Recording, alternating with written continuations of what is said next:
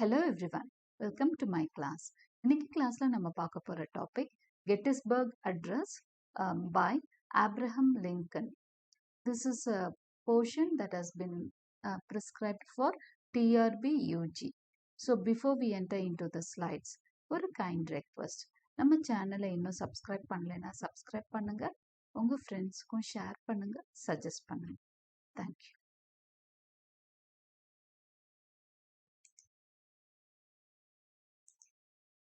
So we will begin this Gettysburg Address இந்த டாபிக்கை with a small author intro.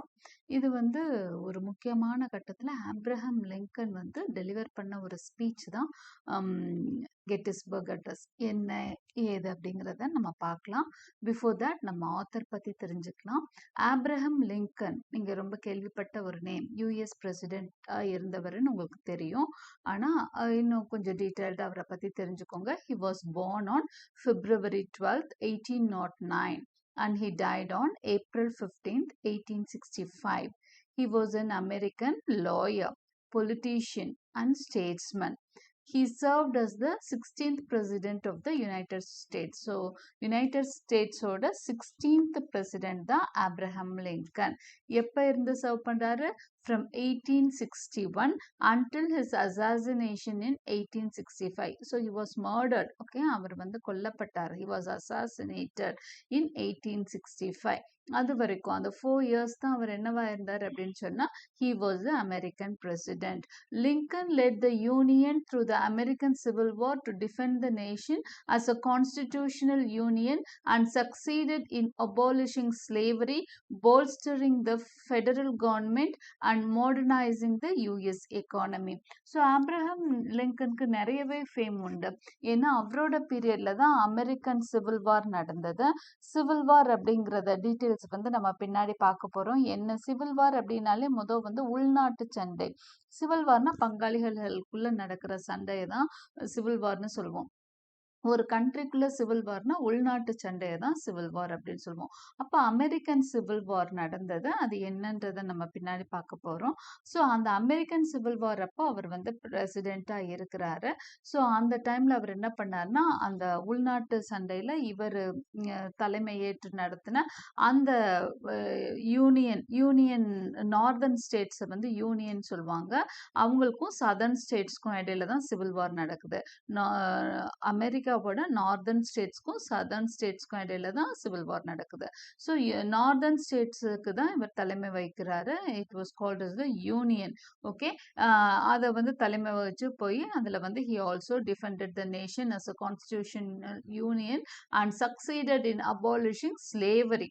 Okay, அவர் slavery அப்போ அமெரிக்காவில் slavery ரொம்ப அதிகமாக இருந்தது.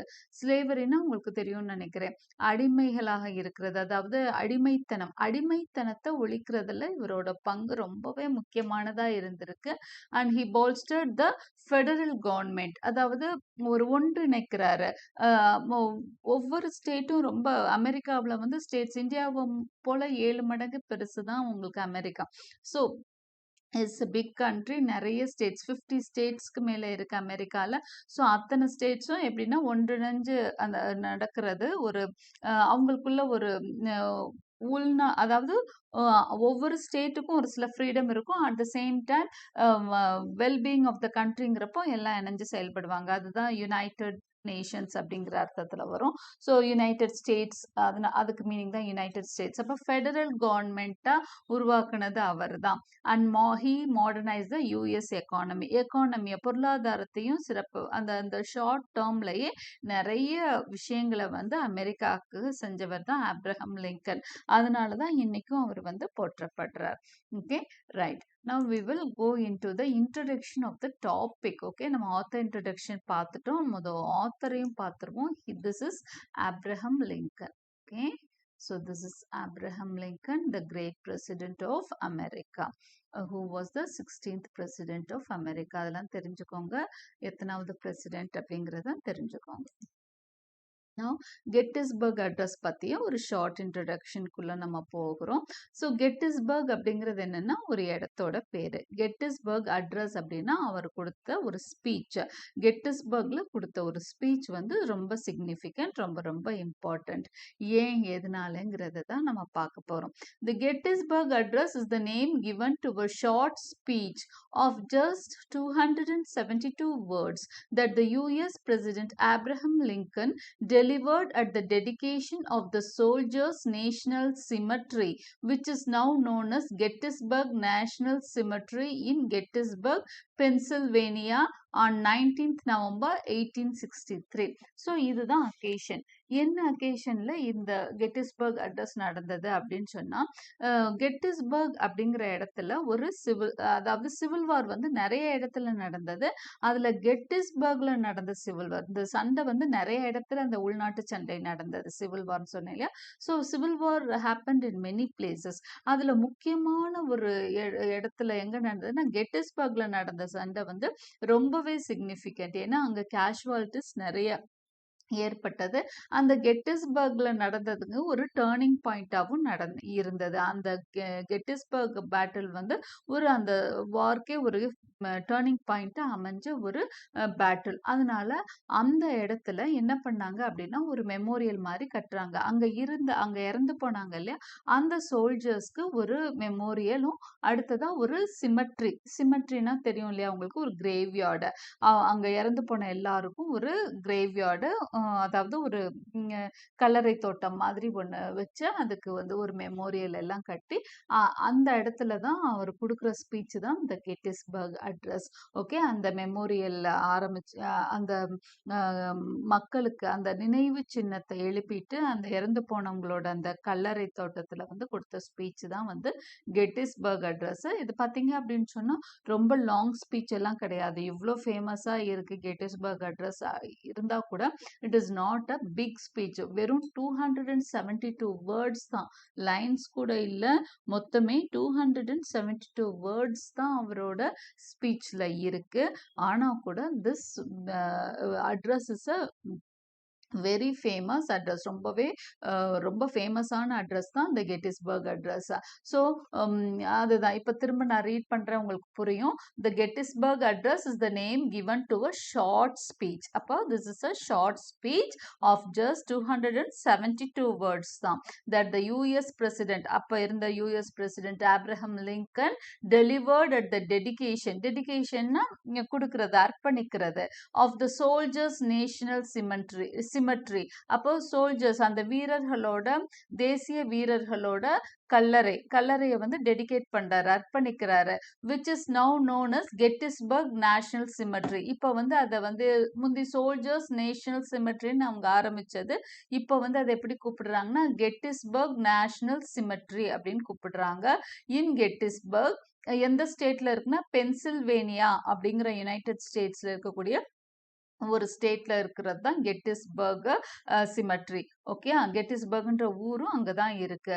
என்னைக்கு கொடுத்துருக்கிறாரு இந்த ஸ்பீச் அப்படின்னா ஆன் 19th November 1863. ஸோ இந்த டேட் வந்து ரொம்ப முக்கியம் உங்களுக்கு. இந்த கெட்டிஸ்பர்க் அட்ரஸ் வந்து என்னைக்கு வந்து டெலிவர் செய்யப்பட்டதுன்னா it was delivered on, this address was given on 19th November 1863. So this date it's very important. அதே மாதிரி அந்த வேர்ட்ஸ் கவுண்ட்டும் ஞாபகம் வச்சுக்கோங்க, 272 words. At the time, the American Civil War was still raging, and the Battle of Gettysburg had been the bloodiest battle in the war, with an estimated 23,000 casualties. Lincoln's speech lasted only 2 minutes and contained only 272 words. அந்த டைம்ல பாத்தீங்கன்னா American civil வார் அப்படியே போய்கிட்டே தான் இருக்கு. இந்த speech நடந்தப்போ முடிவுக்கெல்லாம் வரல. எது முடிவுக்கு வரல? இது அமெரிக்கன் சிவில் வார் முடிவுக்கே வரல, அது போய்கிட்டு தான் இருந்தது. அந்த டைம்ல தான் பேட்டில் ஆஃப் கெட்டிஸ்பர்க் வந்து இருக்கிறதுலே ரொம்ப மோசமான பேட்டிலா இருந்தது. ஏன்னா பிளட்டியஸ்ட் பேட்டில், அதிகம் ரத்தம் சிந்தப்பட்ட ஒரு பேட்டிலா இருந்தது. அதுல வந்து with an estimated 23,000 casualties. So இறந்தவங்க 23,000 இருந்தாங்க.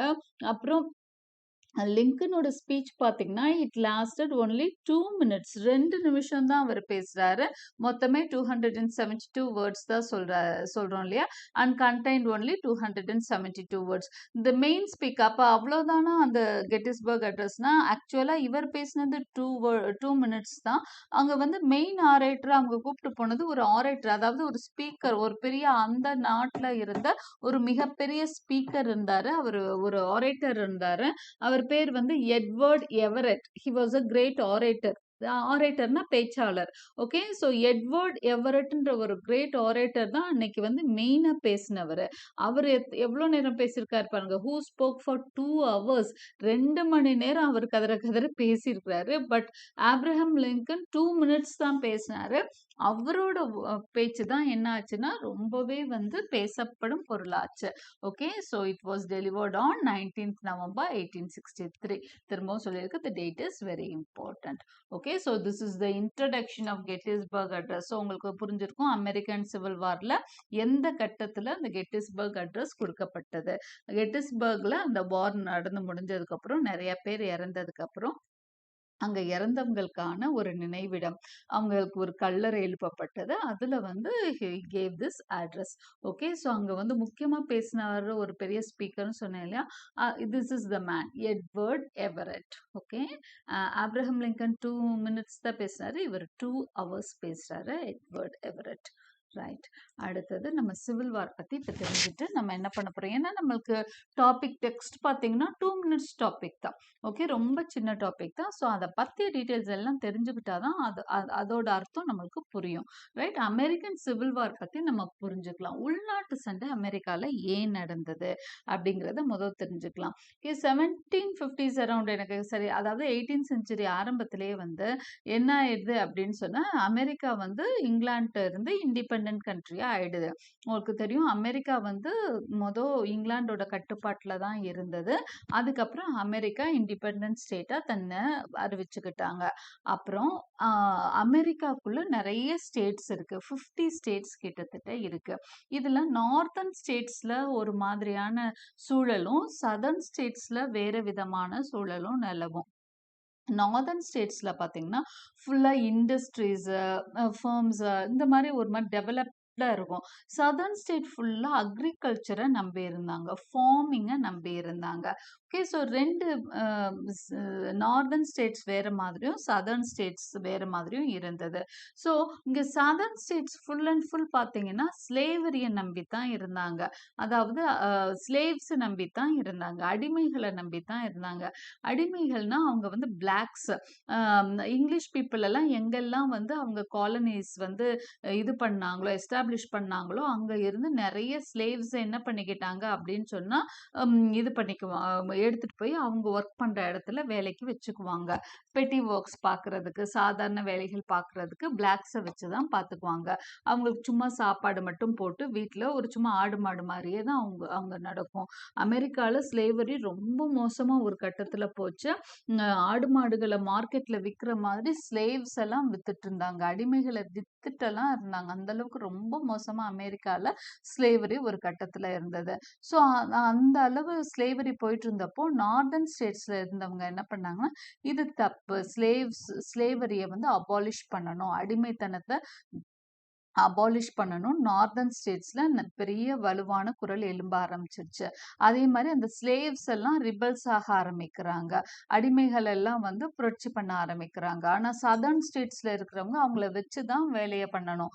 ஏன்னா அவங்க விவசாயம் ஃபுல்லா காட்டன், சுகர் கேன் மாதிரி விவசாயம் எல்லாம் பண்ணிட்டு இருந்தாங்க சதர்ன் ஸ்டேட்ஸ்ல. இந்த மிசிசிப்பி ரிவருக்கு கீழே அவங்க எல்லாம் என்ன, அவங்களோட இதே பெரிய ஹோல்டே வந்து அவங்களுக்கு ஸ்லேவ்ஸ் தான்.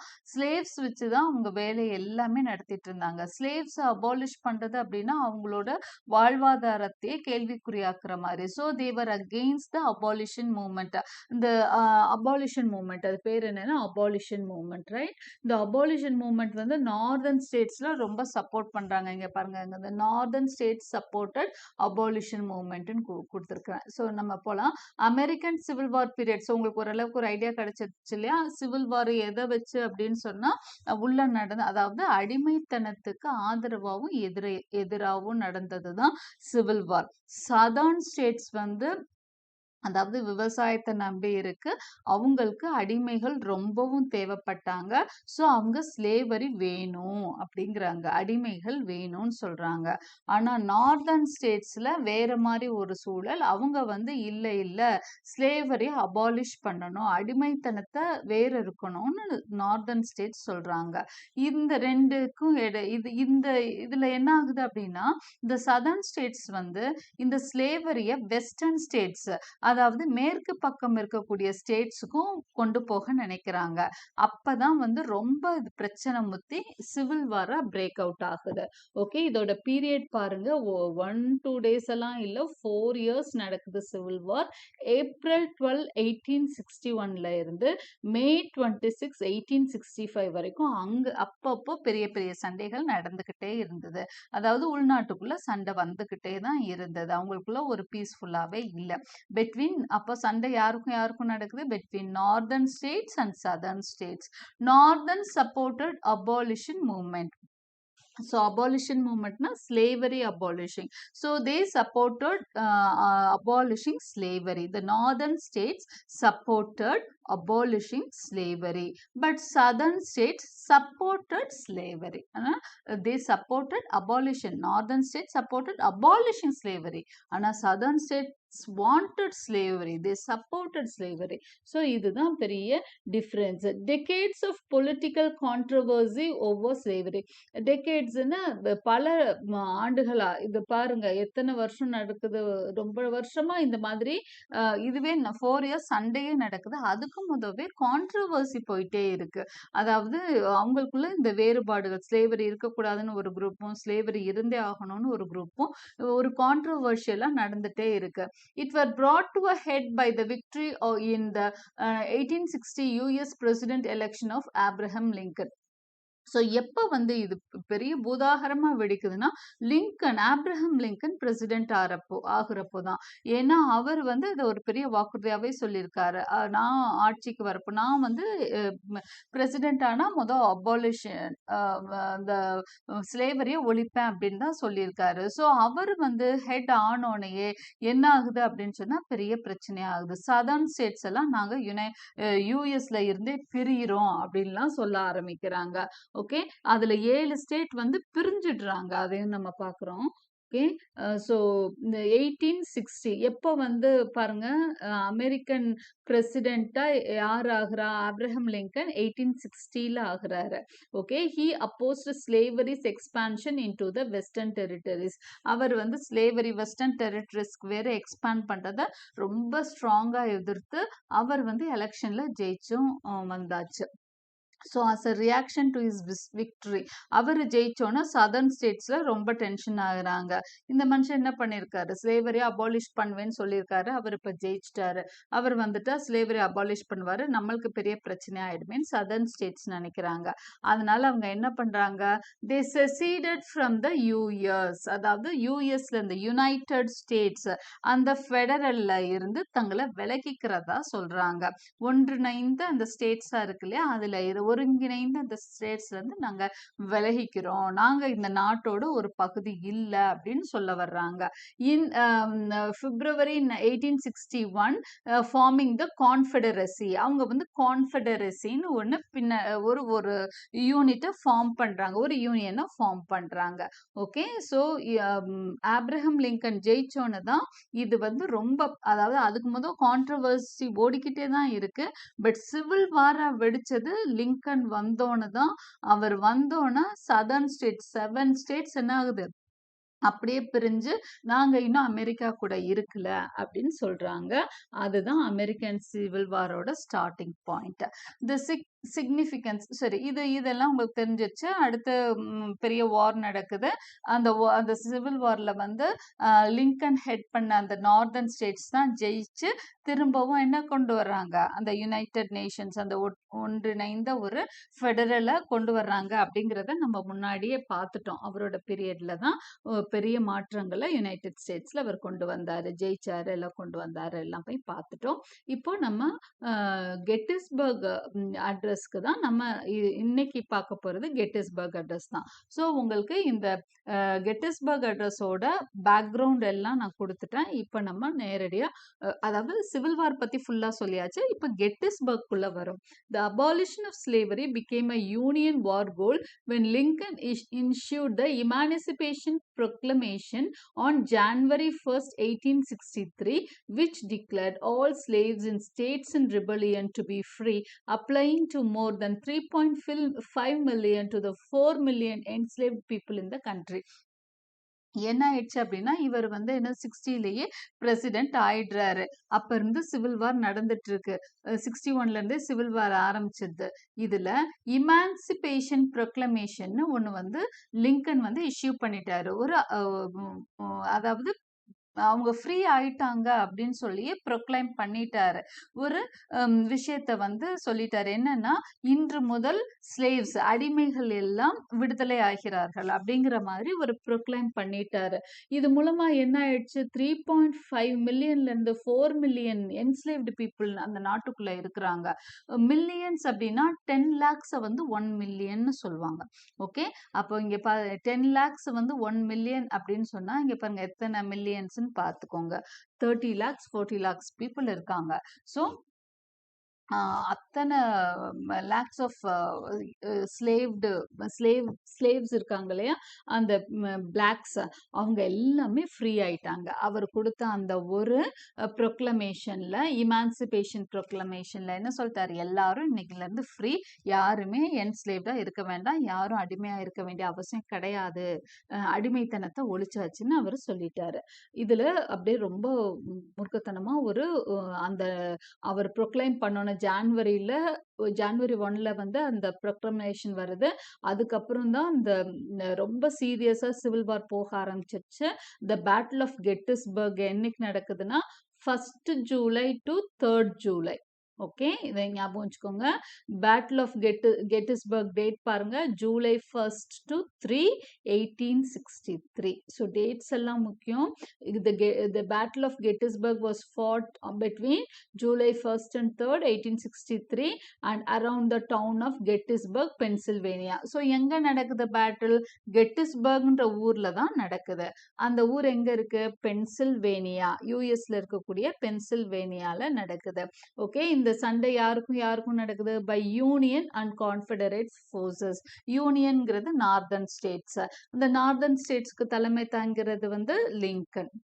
சதர்ன் ஸ்டேட்டுக்கு வந்து கான்ஃபெடரேட்டா. ஸோ அவங்களோட இவங்க இது லெஃப்டினன்ட் யாருலாம் எனக்கு தெரியல. பட் கான்ஃபெடரேட் ஃபோர்ஸஸ்க்கும் யூனியன் ஃபோர்ஸஸ்க்கும் இடையில அந்த ஒரு சிவில் வார் எங்க நடக்குது அப்படின்னா கெட்டிஸ்பர்க்ல July 1 and 3 அந்த 3 டேஸும் நடக்குது. The battle involve the largest number of casualties of the entire war. அந்த அமெரிக்கன் வார்லயே கெட்டிஸ்பர்க் வார்ல தான், கெட்டிஸ்பர்க் சிவில் வார்ல தான் பயங்கரமான கேஷுவாலிட்டிஸ், நிறைய பேர் இறந்தாங்க. அதனால it is often described as the war's turning point. அதனால அது ஒரு திருப்பு முனையா பார்க்கப்பட்டது. கெட்டிஸ்பர்க் சண்டை வந்து ரொம்ப ஒரு திருப்பு முனையான ஒரு வாரா பார்க்கப்பட்டது. இதுதான் பேட்டில் ஆஃப் கெட்டிஸ்பர்க் பத்தி. ஓகே, ஸோ அதை பத்தி ஒரு சில இமேஜஸ் எடுத்தேன் பாருங்க. So this is a image of Gettysburg battle field, right. அதுக்கப்புறம் இதுதான் இன்னைக்கு அங்க இருக்கக்கூடிய மெமோரியல். இதை திறந்து வச்சுதான் லிங்கன் வந்து பேசுறது நம்ம படிக்க போறோம். ஓகே, இந்த மெமோரியல்கிட்ட தான் என்ன இருக்கு அப்படின்னா சிமெட்ரி, அவங்களோட கல்லறை தோட்டம் சொல்றாங்க இல்லையா அது. ஸோ இதுதான் மெமோரியல், இதுதான் அந்த சிமெட்ரி. இப்போ நம்ம டெக்ஸ்ட்டுக்குள்ள போறோம். நம்ம டெக்ஸ்ட் வந்து நம்ம சொல்லிட்டோம் 272 வேர்ட்ஸ் தான், ஒரு சின்ன ஒரு ஸ்பீச் தான். ஸோ வேர்ட் பை வேர்டா நம்ம பார்த்துடலாம். Gettysburg address delivered at Gettysburg. எங்க கொடுக்கப்பட்டது? Gettysburg, Pennsylvania, November 19th, 1863. So note the date. November 19th, 1863 is the date that Gettysburg Address was given. Okay, எப்படி ஆரம்பிக்கிறாரு? 4 score and 7 years ago, our fathers brought brought forth on this continent a new nation, conceived in liberty and dedicated to the proposition that all men are created equal. 407 years ago அப்படின்னா 87 years. 4 அப்படின்னு சொன்னா 18 அர்த்தம். ஓகேங்களா? So 4 4 into 20 எடுத்துக்கலாம். 4 means 80 and 7. 87 years ago our fathers, அதாவது நம்ம 87 வருஷத்துக்கு தான் என்ன இருக்கு, அமெரிக்கான்னு ஒரு புது நாடு உருவாயிருக்கு. அதுக்கு வரைக்கும் இங்கிலாண்டோட கட்டுப்பாட்டுக்கு கீழே இருந்த அமெரிக்கா 87 வருஷத்துக்கு தான் இண்டிபெண்ட் ஆயிருக்கு. அதை தான் அவரோட பேச்சுல ஃபர்ஸ்ட் லைனா எடுத்துக்கிறாரு. 87 வருஷத்துக்கு தான் நம்மளுக்கு சுதந்திரம் பெற்றோம் அப்படின்னு சொல்லி ஆரம்பிக்கிறாரு. 407 years ago our fathers brought forth on this continent. இந்த ஒரு கான்டினென்ட்ல, இந்த கண்டம் இல்லையா, அது அமெரிக்காங்கிறது ஒரு பெரிய கண்டம். a new nation, இந்த கண்டத்தில் ஒரு புது உலகை, ஒரு நாட்டை கொண்டு வந்தாங்க. they conceived in liberty and dedicated to the proposition that all men are created equal. இந்த நாட்டுல அவங்க என்ன கொண்டு வந்தாங்க, இங்கிலாந்துல இருந்து விடுதலை வாங்கி நம்ம அமெரிக்கா இண்டிபெண்டன்ட்ன்ற ஒரு ஸ்டேட்டை அறிவிச்சப்போ அவங்க இதையும் சேர்த்துதான் அறிவிச்சாங்க. என்னன்னா, இந்த கண்ட்ரி லிபர்ட்டி, அதாவது ஃபுல்லா ஃப்ரீயான ஒரு கண்ட்ரி, எல்லா மனிதர்களும் சமமானவர்களே அப்படிங்கிற ஒரு வாக்குறுதியோட தான் இந்த நாடு பிறந்தது. Now we are engaged in a great civil war. ஆனா நம்ம இப்போ ஒரு பெரிய உள்நாட்டு சண்டையில மூழ்கி இருக்கோம். We are in a great civil war, testing whether that nation or any nation so conceived and so dedicated can long endure. இப்ப நம்மளுக்கு ஒரு சோதனையான காலகட்டம். ஏன்னா ஒரு பெரிய ஒரு அற்புதமான ஒரு நாடு 87 வருஷத்துக்கு தான் உருவாச்சு. நல்ல கோல்ஸோட உருவாயிருக்கு. ஆல் மென் ஆர் ஈக்குவல்ன்ற கோலோட உருவான ஒரு நாட்டுல இன்னைக்கு சிவில் வார் நடக்குது. அப்போ ஒரு சோதனை நடக்குது. அப்படிப்பட்ட ஒரு நேஷன்ல ஒரு சோதனை நடக்குது. எப்படிப்பட்ட அதாவது நல்ல ஐடியாஸ் கன்சீவ் ஆன ஒரு நேஷன்ல, ரொம்ப டெடிகேட்டட், ஒரு அர்ப்பணிப்பு உணர்வோட உருவான ஒரு கண்ட்ரில இந்த மாதிரி ஒரு சோதனையான காலகட்டம். that can long endure, நம்ம தாக்கு பிடிப்போமான்னு டெஸ்ட் பண்ற மாதிரி ஒரு சோதனையான காலகட்டம் நடந்துட்டு இருக்கு. we are met on a great battlefield of that war. அதுலயும் ஒரு பெரிய பேட்டில் ஃபீல்டுல இன்னைக்கு நம்ம சந்திச்சிருக்கோம். இந்த சிவில் வார் அதாவது போய்கிட்டே தான் இருக்கு. அவர் பேசுற அன்னைக்கு சிவில் வார் முடிவுக்கு வரல, வேறு பக்கத்துல நடந்துட்டு தான் இருக்கு. அவர் ஆனா இந்த ஸ்பீச் கொடுக்கறது கெட்டிஸ்பர்க்ல. we are met, நாம் இன்று சந்திப்பது ஒரு பெரிய பேட்டில் ஃபீல்ட்ல, அந்த வார் நடந்த ஒரு மிகப்பெரிய ஒரு போர் நடந்த இடத்துல நம்ம என்ன பண்ணிருக்கோம், சந்திச்சிருக்கோம். we have come to dedicate a portion of that field as a final resting place for those who here gave their lives that nation might live. we have come to dedicate a portion. நாம் இப்பொழுது அர்ப்பணிக்க வந்திருக்கிறோம். இந்த battle field, இந்த போர்க்களத்தின் ஒரு பகுதியை அர்ப்பணிக்க வந்திருக்கிறோம். யாருக்காக? இந்த பேட்டில் இறந்து போனவங்களுக்காக ரெஸ்டிங் பிளேஸ அர்ப்பணிக்க வந்திருக்கோம். அதாவது கிரேவ்யார்ட அர்ப்பணிக்க வந்திருக்கோம். for those who here gave their lives, யாரெல்லாம் இங்கே இறந்தார்களோ, யாரெல்லாம் இந்த சண்டையில் இறந்து விட்டார்களோ அவர்களுக்கான ஃபைனல் ரெஸ்டிங் பிளேஸ், அவர்கள் தூங்குவதற்கு, நிம்மதியாக அவர்கள் இறுதியில் தூங்குவதற்கு, அதாவது இறுதி தூக்கம், அதாவது கிரேவ்ல தூங்குறத சொல்றாரு. ஓகே, ஸோ சிமெட்ரியில தூங்குறத சொல்றாரு. அந்த இறுதி உறக்கத்துக்கு அவங்களுக்கு ஒரு இடத்த நம்ம டெடிகேட் பண்ண இங்க வந்திருக்கோம். that nation, அவங்களாம் எதுக்காக உயிரை விட்டாங்க அப்படின்னா, they gave their lives that nation might live. எதுக்காக உயிரை விட்டாங்க? அவர்களுடைய நாடு வாழ வேண்டும் என்று அவர்கள் உயிரை விட்டார்கள். ஓகே, யாருக்காக சண்டை போட்டாங்க? அவங்க நாடு ஒற்றுமையா இருக்கணும். அவங்க நாட்டு நலனுக்காக சண்டை போட்டு அவங்க உயிர் நீத்திருக்காங்க. அவங்களுக்கு அர்ப்பணிக்கிறதுக்காக ஒரு அவங்க இறுதி யாத்திரைக்கு அவங்களோட இறுதி பயணம் இல்லைன்னா இறுதியான அந்த தூக்கத்திற்கு அர்ப்பணிக்கிறதுக்காக இந்த இடத்துக்கு நம்ம வந்திருக்கோம். அவங்க கல்லறைக்கு இடம் கொடுக்க நம்ம வந்திருக்கோம். It is altogether fitting and proper that we should do this. ரொம்பவும் அவர்களுக்காக நாம் கண்டிப்பாக செய்ய வேண்டிய ஒரு விஷயம், ரொம்பவே ஃபிட்டிங்கான ஒரு விஷயம். அவர்களுக்கு நாம் இந்த டெடிகேஷனை செய்யணும், இந்த அர்ப்பணிப்பை செய்யணும். And proper that we should do this. கண்டிப்பா அவங்களுக்கு அவங்களோட தியாகத்திற்கு மதிப்பளிச்சு நாம இதை செய்தே ஆக வேண்டும் அப்படின்னு சொல்றாரு. ஓகே, அடுத்து என்ன சொல்றான்னு பார்க்கலாம். But in a larger sense we cannot dedicate, we cannot consecrate, we cannot hallow this ground. ஆனா நம்ம அர்ப்பணிப்புன்னு நான் சொல்றேன், ஆனா நாம் அர்ப்பணிக்க முடியாது. நாம் கான்செக்ரேட் அப்படின்னா சடங்கு சம்பிரதாயங்கள் செய்து ஒரு இடத்த புனிதப்படுத்துறது, ஹேலோனாலும் புனிதப்படுத்துறது தான். இது எல்லாமே கொஞ்சம் சினோனிமஸ் வேர்ட்ஸ் தான். அர்ப்பணிப்பு, புனிதப்படுத்துறது, ஹேலோ பண்றதுனாலும் புனிதப்படுத்துறது தான். ஓகே, சடங்கு சம்பிரதாயங்கள் மூலமா புனிதப்படுத்துறது. ஸோ ஒரு நாம அவங்களுக்கு பெருசா ஒரு அர்ப்பணிப்பும் பண்ண முடியாது. அவங்களோட அர்ப்பணிப்பு கூட கம்பேர் பண்றப்போ இதெல்லாம் ஒரு சாதாரண விஷயம். ஒரு இடத்த ஒதுக்குறது ஒரு அர்ப்பணிப்பே கிடையாது. The brave men living and dead who struggled here have consecrated it far above our poor power to add or detract. இந்த இடத்த ஆல்ரெடி அவங்க புனிதப்படுத்திட்டாங்க. இந்த இடத்துல the brave men இருக்காங்களையா, யாரெல்லாம் உயிர் நீத்தாங்களோ, யாரெல்லாம் காயப்பட்டாங்களோ, லிவிங் அண்ட் டெட்ன்னு தான் சொல்றாரு. இந்த இடத்துல சண்டை போட்டு உயிரோடையும் இருக்காங்க, இறந்தும் போயிட்டாங்க. ஸோ அவங்க எல்லாம் இந்த இடத்த ஆல்ரெடி புனிதப்படுத்திட்டாங்க. அவங்க சண்டையின் மூலமா புனிதப்படுத்தின இடத்த நாம பெருசா புனிதப்படுத்திட முடியாது. who struggled here have consecrated it. So இங்க சண்டை போட்டவங்க, பேட்டில்ல ஸ்ட்ரகிள் பண்ணவங்க இதை ஆல்ரெடி என்ன பண்ணிட்டாங்க, புனிதப்படுத்திட்டாங்க.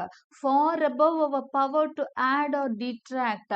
நம்மளுக்கு அந்த சக்தி எல்லாம் கிடையாது. அது கூட நம்ம அதை அதிகப்படுத்தலாம் பெருசா ஒன்றும் நம்ம பண்ணிட முடியாது. அதை குறைக்கவும் முடியாது, அதிகப்படுத்திடவும் முடியாது. ஏன்னா அவங்க ஆல்ரெடி இந்த இடத்த புனிதப்படுத்திட்டாங்க. The world will little note nor long remember what we say here, but it can never forget what they did here. The world will little note. என்னுடைய இந்த பேச்சோ, இன்னைக்கு நான் பேசுற விஷயங்களோ, இல்ல என் ஃப்ரெண்டு பேச போற விஷயங்களோ இந்த உலகம் ஞாபகம் வைத்திருக்குமோ தெரியாது. ஆனால் அவர்கள் உயிர் நீத்த விஷயம், இந்த கெட்டிஸ்பர்க் பேட்டில்ல அவங்க செஞ்ச தியாகத்தை இந்த உலகம் மறக்கவே மறக்காது. It is for us the living rather to be dedicated here to the unfinished work which they fought here have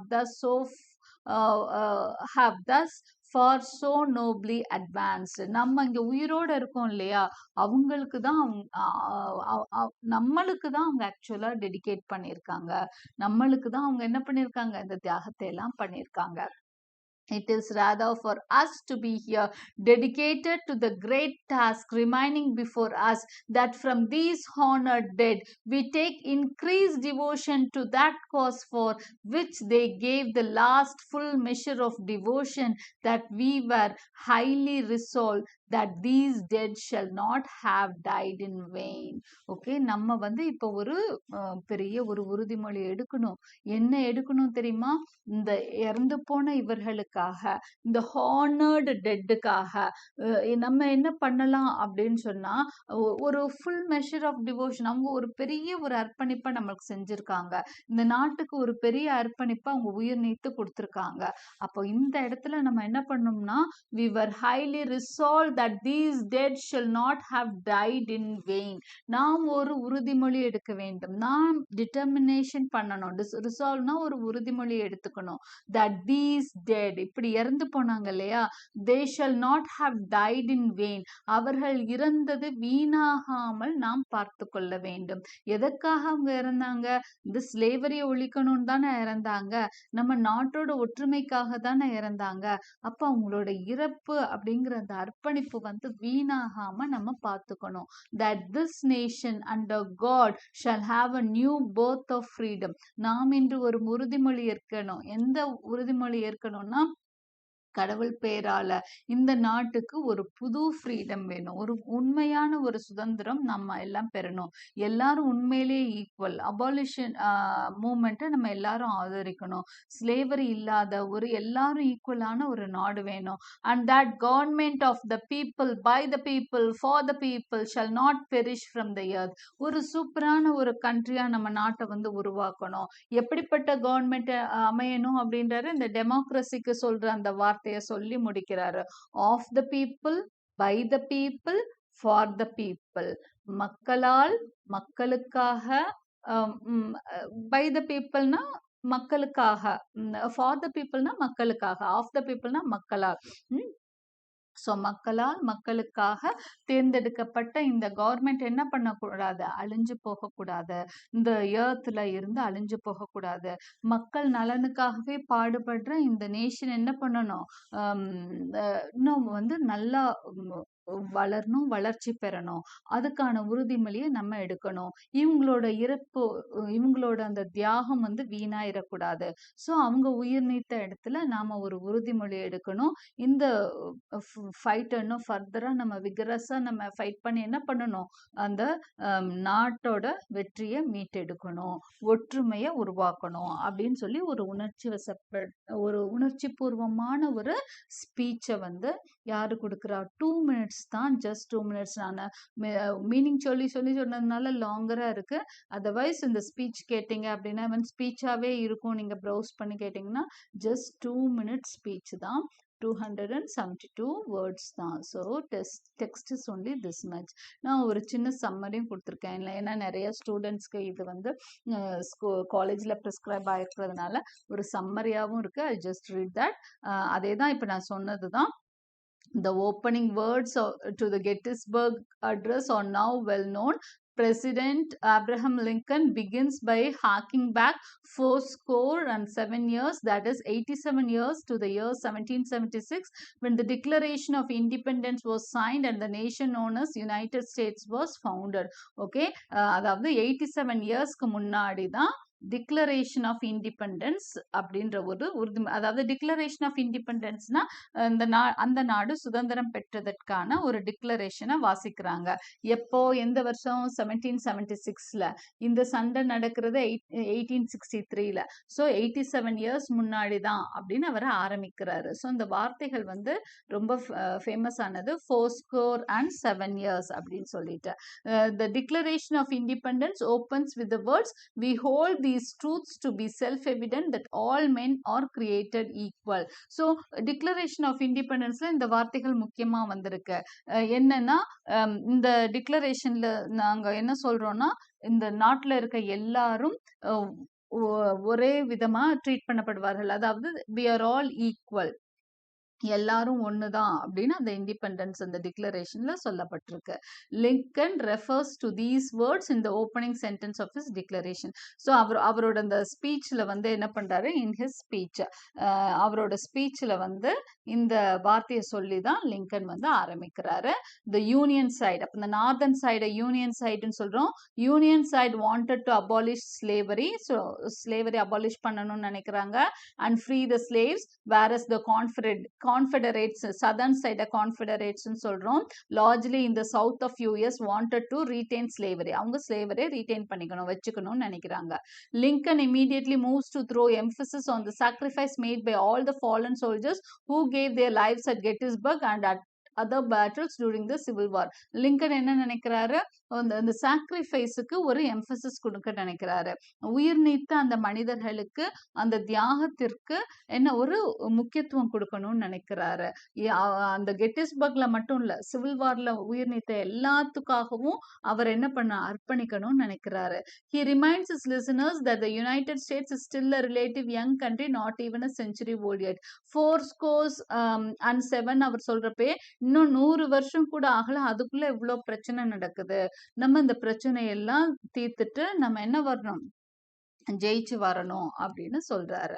Okay, அடுத்ததா Lincoln begins the third and final paragraph of the Gettysburg Address with a slight rhetorical flourish. ஏன்னா அந்த இடத்துல வந்து ஒரு அந்த பேச்சு திறமையை ரொம்ப அழகா வெளிப்படுத்தியிருப்பாரு. எப்படி அப்படின்னு சொன்னா, here he uses three verbs which are roughly synonymous with each other. Dedicate, consecrate, hallow. இந்த மூணு ஒரே மீனிங் தரக்கூடிய வார்த்தைகள் தான். டெடிகேஷன் அர்ப்பணிப்பு, சடங்கு சம்பிரதாயம், அதாவது புனிதப்படுத்துதல், இந்த மாதிரி ஒரே மாதிரி மீனிங் தரக்கூடிய மூணு வார்த்தைகளை போட்டு அவங்களோட அந்த தியாகத்தை என்ன படுத்துறாருன்னா ரொம்பவே எம்பசைஸ் பண்ணுவாரு. அந்த தியாகத்தை வந்து மேன்மேலும் அந்த இடத்துல புனிதப்படுத்திட்டே இருப்பாரு. In order to drive home the sacrifice this dead soldiers have made. அப்ப அந்த டெட் சோல்ஜர்ஸோட அந்த சாக்ரிஃபைஸ் இருக்கு இல்லையா, அவங்களோட அந்த சாக்ரிஃபைஸை வந்து எல்லாரோட மனசுலையும் ஆழமா கொண்டு போய் சேர்க்க நினைக்கிறாரு. It is not for Lincoln and the survivors to declare this ground hallowed. அவர் என்ன சொல்வார்னா, நம்மெல்லாம் இந்த இடத்த புனிதப்படுத்தல. The soldiers who bled for their cause have done that through the highest sacrifice it is possible to make. So இது already உயிர் நீத்தவங்க இந்த இடத்த வந்து புனிதப்படுத்திட்டு போயிட்டாங்க அப்படின்னு சொல்லியிருப்பாரு. ஓகே, ஸோ கன்க்ளூஷன் எப்படி வரும்? Lincoln concludes is address by urging his listeners to keep up the fight. Lincoln என்ன சொல்றாருன்னா, அவரோட லிசனர்ஸ்ட சண்டையை வந்து அப்படியேவும் நம்ம மெயின்டைன் பண்ண போறோம், ஒரு உறுதிமொழி எடுத்துக்கிறோம், நம்ம இன்னும் ஒரு உணர்ச்சி வசப்பட்டு உணர்ச்சி வேகத்துல நல்ல சண்டை போட்டு ஜெயிக்கணும், இந்த மாதிரி ஸ்லேவரி நாட்டை பிளவுபடுத்த நினைக்கிற சக்திகள்ட்ட இருந்து நம்ம ஜெயிச்சு வரணும்னு சொல்றாரு. so that the men who have died in battles such as the Battle of Gettysburg will not have given their lives in vain to a lost cause. ஏன்னா அப்பதான் அதுதான் வந்து இந்த இறந்து போனவங்களுக்கு செய்யற மரியாதையா இருக்கும்னு சொல்றேன். ஏன்னா அவங்க ஆல்ரெடி புனிதப்படுத்திட்டாங்க, ஏற்கனவே தியாகம் பண்ணிட்டாங்க. அப்ப அவங்களுக்கு நம்ம செய்யற அர்ப்பணிப்பு என்னவா இருக்கும்னா, மேற்கொண்டு இந்த சண்டை வந்து தோக்க விட்டுறக்கூடாது, இந்த நாட்டுக்காக அவங்க உயிர் நீத்தாங்க, அவங்களோட உயிர் தியாகத்தை வந்து நம்ம மதிக்கிறதுனா இந்த சண்டையை மேலும் என்ன பண்ணும், நல்லபடியா கொண்டு போய் நம்ம ஜெயிக்கணும் அப்படின்னு சொல்வாரு. he ends with a famous phrase. அவர் முடிக்கிறது ஒரு ரொம்ப ஃபேமஸான ஃப்ரேஸ். டெமோக்ரஸிக்காக எப்பவுமே சொல்ற ஒரு வார்த்தையை வச்சுதான் முடிக்கிறாரு. Of the people, by the people, for the people. Okay, which evokes the principle of democracy. டெமோக்ரஸிக்கான ஒரு முக்கியமான டேர்மாக தான் இதை நம்ம பார்க்குறோம். Whereby nations are governed by elected officials and everyone has a say in who runs the country. Okay, அப்போ ஒரு எலெக்டட் கவர்மெண்ட் இருக்கு இல்லையா, மக்களால் தேர்ந்தெடுக்கப்பட்ட ஒரு ஆட்சியில் இருக்கக்கூடியவங்க சொல்லக்கூடிய வார்த்தை தான் of the people, by the people, for the people. இந்த வார்த்தைகள், அழகான இந்த வார்த்தைகளை கொண்டு இந்த எஸ்ஸையை முடிக்கிறாரு. ஸோ இப்படி தான் இந்த சம்மரி அமைஞ்சிருக்கு. So I hope you like my explanation. Like, share and subscribe for more such videos. Press the bell icon for continuous notifications and thank you for watching.